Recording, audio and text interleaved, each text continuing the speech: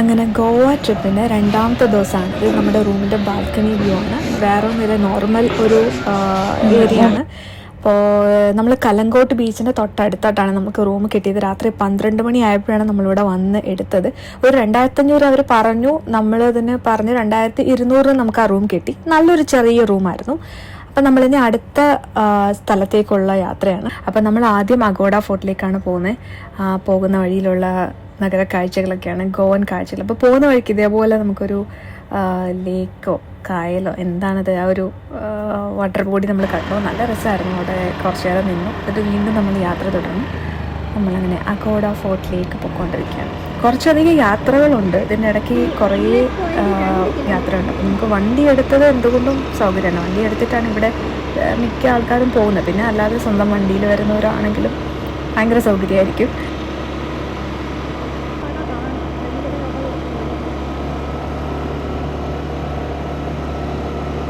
ഗ്യാപ്പൊന്നും വേണ്ട, ഞാൻ ഹെൽമെറ്റ് വെച്ചോളാം.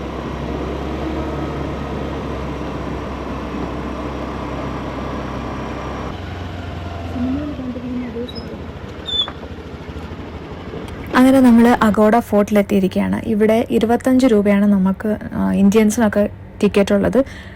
അല്ലാതെ വിദേശികളൊക്കെ വരുവാണെങ്കിൽ ഫോറിനേഴ്സിന് 300 രൂപയാണ് ടിക്കറ്റ് ചാർജ് ഉള്ളത്. അങ്ങനെ ചരിത്ര പ്രസിദ്ധമായ ഒരു സ്ഥലത്തേക്കാണ് നമ്മൾ വന്നിട്ടുള്ളത്. ഈ ഗോവ മുഴുവൻ വളരെ പുരാതനമായ ഒരു സ്ഥലമാണ്. അതായത് പോർച്ചുഗീസുകാരുടെ ഒരു ഏരിയ ആയിരുന്നു. അപ്പം അവർ വർഷങ്ങൾക്ക് മുമ്പ് ഉണ്ടാക്കിയ ഒരു കോട്ടയാണിത്, അഗോഡ കോട്ട എന്ന് പറയുന്നത്. ഇത് ഡച്ചുകാരിൽ നിന്നും മറാത്തികളിൽ നിന്നുമൊക്കെയുള്ള ആക്രമണം വരുന്നതിനെ പ്രതിരോധിക്കാൻ വേണ്ടിയിട്ട് അവരുണ്ടാക്കിയ ഒരു വലിയ ഒരു കോട്ടയാണിത്. ഇവിടെ നിന്ന് കഴിഞ്ഞാൽ അവർക്ക് അങ്ങ് ദൂരെയുള്ള കപ്പലുകൾ കാണാൻ പറ്റും.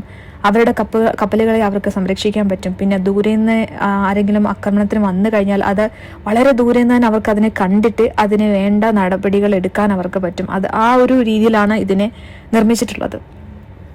ചരിത്രം ഇഷ്ടപ്പെടുന്ന ആൾക്കാർക്കൊക്കെ വരാൻ പറ്റിയ ഒരു മനോഹരമായൊരു സ്ഥലമാണ്, അടിപൊളി ഒരു സ്ഥലമാണ്. നമ്മൾ ചരിത്രം അറിഞ്ഞിട്ടും കൂടെ വരണം. അപ്പോഴാണ് അതിൻ്റെ നമുക്ക് മൊത്തം അത് ഉൾക്കൊള്ളാൻ പറ്റുള്ളൂ. എല്ലാ കാര്യങ്ങളും നമുക്ക് മനസ്സിലാക്കാൻ പറ്റുള്ളൂ.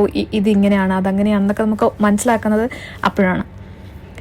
ഇവിടെ ആയുധങ്ങളൊക്കെ സംരക്ഷിച്ച് പോരുന്നുണ്ടായിരുന്നു. പിന്നെ കുറച്ച് ഭാഗങ്ങളൊക്കെ ജയിലായിട്ട് ഉപയോഗിച്ചിട്ടുണ്ട്. അവിടെ ആ റെഡ് കളറിൽ കാണുന്ന ഒരു പ്ലാറ്റ്ഫോം പോലെ ഇരിക്കുന്നില്ലേ, ആ പ്ലാറ്റ്ഫോം എന്ന് പറയുന്നത് അത് സ്റ്റോറേജ് ആണ്. അത് ഉള്ളിലേക്കൊരു വലിയ സ്റ്റോറേജ് ആണ്. അതൊരു മഴവെള്ള സംഭരണിയാണ്. മഴ പെയ്യുമ്പോൾ എല്ലാ വെള്ളവും ഒലിച്ച് അതിനുള്ളിലേക്ക് പോകുന്നു. അങ്ങനെ അതിനുള്ളിൽ ഒരു ഭയങ്കരമായ സ്റ്റോറേജ് കപ്പാസിറ്റി ഉള്ള ഒരു വലിയ ജലസംഭരണിയാണ്. പിന്നെ ഇത്രയും മനോഹരമായ ഒരു വ്യൂ, അത് ഒരു രക്ഷയില്ലാത്തൊരു വ്യൂ ആണ്. അവിടെ നിന്ന് കഴിഞ്ഞാൽ നമുക്ക് കാണാൻ പറ്റുന്ന അത്രയ്ക്കും മനോഹരമായിട്ടുള്ള ഒരു കാഴ്ചയാണ്. അവിടെ നിന്ന് 1609 ഈ കോട്ടയുടെ നിർമ്മാണം ആരംഭിക്കുന്നത്. അത് കഴിഞ്ഞൊരു 3 വർഷത്തിനുള്ളിൽ അതിന്റെ പണി പൂർത്തിയായി. 1612 ഈ കോട്ടയുടെ പണി അവസാനിച്ചത്. ഇത് 406 വർഷത്തോളം പഴക്കമുണ്ട് ഈ ഒരു കോട്ട. അഗോഡ എന്ന വാക്കിനർത്ഥം ജലം എന്നാണ് കേട്ടോ. ഇവിടെ പറയില്ലേ, മഴവെള്ളം ഉണ്ട്. അല്ലാതെ തന്നെ ശുദ്ധജലം ശേഖരിക്കുന്ന ഒരു സ്ഥലമായിരുന്നു. അപ്പോൾ പണ്ടൊക്കെ ഈ വഴി പോരുന്ന കപ്പലുകളിലൊക്കെ ശുദ്ധജലം എടുക്കാൻ വേണ്ടിയിട്ട് ഈ കോട്ടയിൽ വരുമായിരുന്നു. ഇവിടുന്ന് വെള്ളം എടുത്തിട്ടാണ് അവർ പൊയ്ക്കൊണ്ടിരുന്നത്. അങ്ങനെ ഒരു സംവിധാനം ഇവിടെ ഉണ്ടായിരുന്നു. പിന്നെ നമ്മുടെ ഇവിടുത്തെ മറ്റൊരു അട്രാക്ഷനാണ് ഈ അഗോഡ ലൈറ്റ് ഹൗസ് എന്ന് പറയുന്നത്. അഗോഡ ഫോർട്ടിനെക്കാട്ടിലും ഭയങ്കര പ്രശസ്തിയാണ് ഈ അഗോഡ ലൈറ്റ് ഹൗസ് എന്ന് പറഞ്ഞാൽ. പല ഫോട്ടോകളിലൊക്കെ നമുക്ക് എടുത്ത് കാണാൻ പറ്റുന്ന ഒരു സംഭവമാണ്.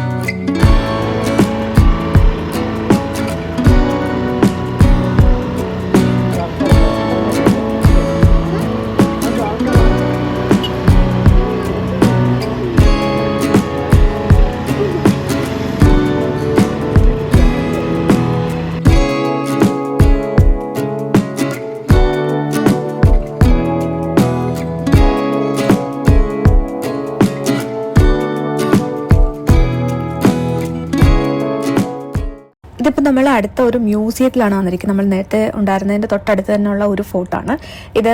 ആദ്യ കാലങ്ങളിൽ ഇതൊരു കോട്ടയായിരുന്നു. ഈ കോട്ടയ്ക്ക് ശേഷം ഇത് ജയിലായിട്ട് മാറി. ഇത് കണ്ടില്ല, ഇതിന്റെ എൻട്രൻസിൽ ഡെത്ത് ഹോൾ എന്ന് പറയുന്ന ഒരു പോർഷൻ ഉണ്ട്. അതായത് മുകളിലത്തെ നിലയിൽ നിന്ന് നോക്കിക്കഴിഞ്ഞാൽ ഈ എൻട്രൻസിലേക്ക് ആരെങ്കിലും ശത്രുക്കൾ വരുവാന്നുണ്ടെങ്കിൽ അവർക്ക് അവിടെ നിന്ന് തിളച്ച എണ്ണ ആ ഒരു ഹോൾ വഴി താഴേക്ക് ഒഴിക്കും, ശത്രുക്കളുടെ ദേഹത്തേക്ക് വീഴും. അപ്പോൾ അല്ലെങ്കിൽ അവിടെ നിന്ന് ഷൂട്ട് ചെയ്യാൻ വേണ്ടിയിട്ടും ആ ഒരു ഹോൾ അവർ യൂസ് ചെയ്യാറുണ്ടായിരുന്നു. ഇത് കണ്ടില്ല, ഈ ഒരു കോട്ടയുടെ ഒരു വലിയ മൊത്തം ഒരു മോഡൽ അവർ ഉണ്ടാക്കി വെച്ചിരിക്കുന്നതാണ് ഇവിടെ. ഇതെല്ലാം ജയിലിന്റെ ഓരോരോ പോർഷൻസ് ആണ്. ഈ കോട്ട പിന്നീട് അവർ ജയിലായിട്ട് മാറ്റിയിരുന്നു. ഇപ്പൊ ഇതൊരു മ്യൂസിയമാണ്. ഇപ്പൊ ഇവിടെ ഈ ഒരു ഗോവയുടെ ഹിസ്റ്ററി മുഴുവനും നമുക്ക് അറിയാൻ പറ്റും ഇവിടെ വന്നു കഴിഞ്ഞാൽ. ഇതാണ് നമ്മൾ നേരത്തെ കണ്ട ഡെത്ത് ഹോൾ എന്ന് പറയുന്നത്. ഏതെങ്കിലും ശത്രുക്കൾ അതിക്രമിച്ച് കയറുവാണെങ്കിൽ ഇവിടെ നിന്നാണ് അവർ എണ്ണയൊക്കെ ഒഴിക്കുന്നത്, അല്ലെങ്കിൽ ചിലപ്പം ഷൂട്ട് ചെയ്യുകയും ചെയ്യും. അതിന് വേണ്ടിയിട്ടാണ് അത് യൂസ് ചെയ്തുകൊണ്ടിരുന്നത്. ഇവിടെ വന്നു കഴിഞ്ഞാൽ ഈ ഒരു ഗോവയുടെ മൊത്തം ചരിത്രം നമുക്കിവിടെ കാണാൻ പറ്റും. അതെല്ലാം ഇരുന്ന് വായിക്കണമെങ്കിൽ അങ്ങനെ നോക്കാം. എല്ലാ ഡീറ്റെയിലിങ്സും ഇവിടെ കൊടുത്തിട്ടുണ്ട്. ഇവിടുന്ന് മുകളിൽ നിന്ന് നോക്കിക്കഴിഞ്ഞാലും ഈ നേരത്തെ കണ്ട അതേ കടൽ തന്നെയാണ് നമുക്ക് കാണാൻ പറ്റുന്നത്. ഈ കോട്ടയുടെ മതിലെല്ലാം ഇതേപോലെ ചെറിയ സ്പേസുകളുണ്ട്. ഇവിടെ എല്ലാം അവർ ഈ തോക്കെല്ലാം വെച്ചിട്ടുണ്ടായിരുന്നു. തോക്കൊക്കെ വെച്ചിട്ട് ഷൂട്ട് ചെയ്യാൻ വേണ്ടിയിട്ട് യൂസ് ചെയ്തു. പിന്നെ ഇതുപോലെ പീരങ്കിക്ക് വേണ്ടിയിട്ടുള്ള സ്ഥലം വെച്ചിട്ടുണ്ട്. പിന്നെ അവിടെ ഈ കാണുന്ന സ്പേസിൽ നോക്കിക്കഴിഞ്ഞാൽ അങ്ങ് ദൂരെ നിന്ന് ഇവർക്ക് കാണാൻ പറ്റും. ശത്രുക്കൾ വരുന്നുണ്ടെങ്കിൽ വളരെ ദൂരെ നിന്ന് തന്നെ ഇവർക്ക് അറിയാൻ പറ്റും. അപ്പോൾ തന്നെ ഇവർ എല്ലാ നടപടികളൊക്കെ ചെയ്ത് അവർ സ്വയം പ്രൊട്ടക്ട് ചെയ്യാനുള്ള കാര്യങ്ങളൊക്കെ ചെയ്ത്, അല്ലെങ്കിൽ ഷൂട്ടിങ്ങും കാര്യങ്ങളും എല്ലാം അവർ അവിടെ നിന്ന് തന്നെ അവർക്ക് ചെയ്യാൻ പറ്റുമായിരുന്നു. ഇനി നമ്മൾ അടുത്തത് പോകുന്നത് വാഗത്തോർ ബീച്ചിലേക്കാണ്. സൺസെറ്റ് കാണാനുള്ള ഓട്ടപ്പാച്ചിലാണ്. നമ്മൾ ഇന്നത്തെ ദിവസം രാവിലെ ഇറങ്ങിയതാണ്. ഫുഡൊക്കെ കഴിച്ചിട്ട് നമ്മൾ അഗോഡ ഫോർട്ട് കണ്ടു. അത് കഴിഞ്ഞിട്ട് മ്യൂസിയം ആൻഡ് ജയിൽ കണ്ടു. നേരെ നമുക്ക് വാഗത്തോർ ബീച്ചിലേക്ക് പോകാം. ഇത്രയും പോകാനുള്ള സമയമുണ്ട്. പക്ഷെ കുറച്ചൊന്ന് നേരത്തെ ഇറങ്ങിയാൽ നമ്മൾ കുറച്ച് ലേറ്റ് ആയതുപോലെ തോന്നുന്നു. കുറച്ചൊന്ന് നേരത്തെ ഇറങ്ങി കഴിഞ്ഞാൽ നമുക്ക് കുറച്ചും കൂടെ സമാധാനത്തെ നമുക്ക് സൺസെറ്റൊക്കെ കാണാം. പിന്നെ നമ്മളിവിടെ വന്നപ്പോൾ മഴയുടെ കോൾ ഉണ്ടായിരുന്നത് കൊണ്ടും അത് കഴിഞ്ഞ് മഴ പെയ്തു. അപ്പം നമുക്ക് സൺസെറ്റ് അത്രയും ക്ലിയർ ആയിട്ടൊന്നും കാണാൻ പറ്റിയിട്ടില്ല. നമ്മൾ ലേറ്റായി കുറച്ച്. അടിപൊളി ബീച്ചാണ് കാണാനായിട്ട്, നല്ല ഭംഗിയുള്ള ബീച്ചാണ്. പിന്നെ ഇവിടുത്തെ മെയിൻ അട്രാക്ഷൻ കുറേ പാറക്കെട്ടുകളൊക്കെയാണ്. അതിലൂടെ നമുക്ക് കയറി നമുക്ക് അതിൻ്റെ എഡ്ജിൽ പോകാൻ പറ്റും. എഡ്ജിൽ പോയാലുള്ള വ്യൂവും നല്ല ഭംഗിയാണ്. അവിടെ ചെല്ലുമ്പോഴാണ് നമുക്ക് കറക്റ്റായിട്ട് സൺസെറ്റ് കാണുന്നത്. പക്ഷെ നമ്മൾ ആഗ്രഹിച്ച പോലത്തെ ആ ഒരു സൺസെറ്റ് നമുക്ക് കാണാൻ പറ്റിയില്ല, മഴയും കാര്യങ്ങളൊക്കെ ആയതുകൊണ്ട്. പിന്നെ ഇവിടുന്ന് നല്ല പാടാണ് മുകളിൽ വരെ കയറാനായിട്ട്. മഴയും കൂടെ പെയ്ത് കഴിഞ്ഞാൽ ഇച്ചിരി കഷ്ടമാണ്. പിന്നെ തെന്നലും ഉണ്ട് ഇത് മഴ പെയ്തിട്ട്.